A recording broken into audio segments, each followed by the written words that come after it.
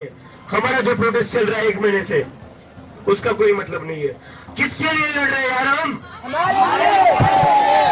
हमें तो नहीं है यहाँ पर किसी को किसी एग्जाम, हमें नहीं है कि किसी की एग्जाम में हो चुका था हमारा सारा, हम हमारे करियर में लग चुके थे, कोई जरूरत नहीं थी। लेकिन जब बोला गया, जब मैं यूएसए में बैठा गया था, तब बोला गया था कि ये कॉकरोच नेशनल सिक्योरिटी थ्रेट है, इसलिए मैं वापस आया था देश में, ये बताने की नेशनल सिक्योरिटी थ्रेट है उस देश का नागरिक, उस देशभक्त हूं मैं। किसी पर भरोसा करके आया था, ये मुझे पता था ये लोग मुझे रोकने की कोशिश करेंगे, मुझे पता था ये लोग मुझे तोड़ने की कोशिश करेंगे, मेरे ऊपर आरोप लगाएंगे, मुझे पाकिस्तान से जोड़ेंगे, मुझे सीआईए से जोड़ेंगे, लेकिन मुझे पता था मेरे साथ कोई खड़ा रहेगा तो ये संविधान खड़ा रहेगा। इस संविधान के मोर्चे में आए और अभी भी मुझे पूरा यकीन है नरेंद्र मोदी चाहे जितना भी बड़ा तानाशाह बन जाए, पहले तो उस इंसान को शर्म आनी चाहिए। इस देश के इतिहास में नरेंद्र मोदी जितना घटिया प्रधानमंत्री को चला,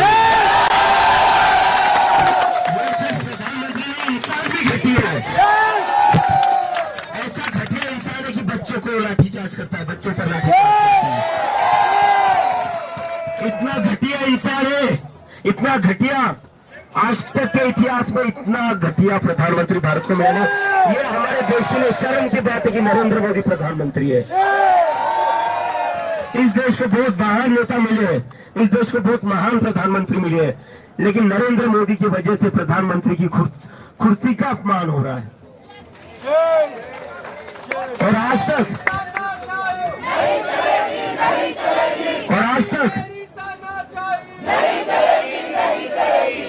आज तक हम ये सोच रहे थे कि हम इस्तीफा मांगेंगे और इस्तीफा दे देंगे, क्योंकि 20 से ज्यादा बच्चों की मौत हुई है।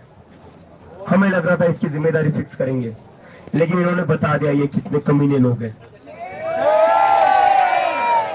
इन्होंने दिखा दिया इनको किसी की जान की परवाह नहीं है। 20 से ज्यादा बच्चों की मौत हो गई और ये एक्शन किस पर लेते हैं? ये एक्शन लेते हैं सोनम वांगचुक पर। ये एक्शन किस पर लेते हैं? जो यहाँ पर स्टूडेंट्स बैठे हुए हैं, जिन बच्चों के लिए न्याय मांग रहे हैं, उन पर एक्शन लेते हैं, उन पर लाठीचार्ज करते हैं। नरेंद्र मोदी, धर्मेंद्र प्रधान, क्या लगता है तुम्हारा? क्या लगता है? क्यों बचा रहे धर्मेंद्र प्रधान को इतना? क्या लगता है वो तुम्हारा? क्या देता है वो तुम्हें ऐसा? क्या एक धर्मेंद्र प्रधान तुम्हें 20 बच्चों की मौत से ज्यादा इंपॉर्टेंट लगता है? क्या लगता है धर्मेंद्र प्रधान तुम्हारा? क्या वर्ड्स कंट्रोल करूं मैं? कुछ गलत बोल रहा हूं मैं? सोनम सर को यहां से उठाकर लेकर के, घुसखोरों की तरह उठाकर लेकर के, जैसे गुंडे और क्रिमिनल्स अरेस्ट किडनैप करते हैं लोगों को, वैसे इस पुलिस ने बर्ताव किया है सोनम सर के साथ, और तुम कह रहे हो वर्ड्स कंट्रोल करो। हम और उनमें डिफरेंस है, वो डिफरेंस रहेगा, लेकिन ये लोग जितने बेशर्म है वो बताना जरूरी है।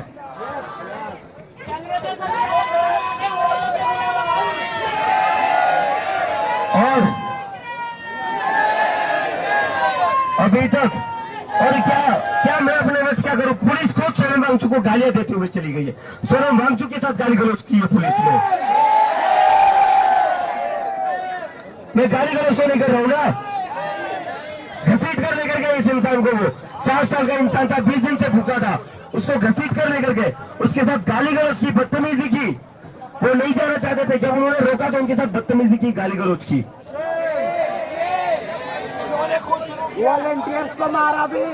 आज तक हम सिर्फ धर्मेंद्र प्रधान का इस्तीफा मांग रहे थे, लेकिन नरेंद्र मोदी अब बारी तुम्हारी है, अब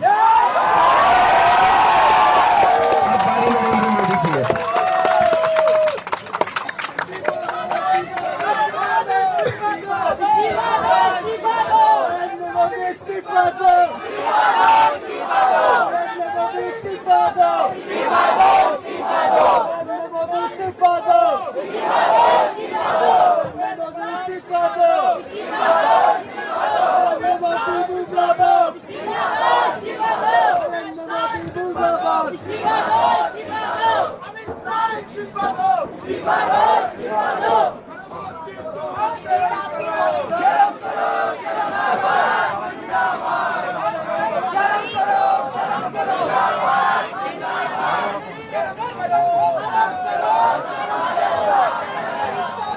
ये प्रोटेस्ट पिछले 1 महीने से जैसे चलता आ रहा है, ये प्रोटेस्ट पिछले 1 महीने से जैसा चलता आ रहा है वैसा ही चलेगा, शांतिपूर्ण तरीके से चलेगा।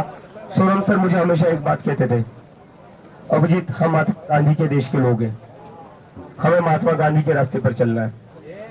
और मैंने सर को प्रॉमिस किया था, सर आप चिंता मत करिए, यहाँ पर सारे लोग महात्मा गांधी के फॉलोअर्स हैं, यहाँ सारे लोग डॉक्टर बाबा साहेब अम्बेडकर के फॉलोअर्स हैं और हम उनके रास्ते पर चलेंगे, हम सोनम सर के रास्ते पर चलेंगे।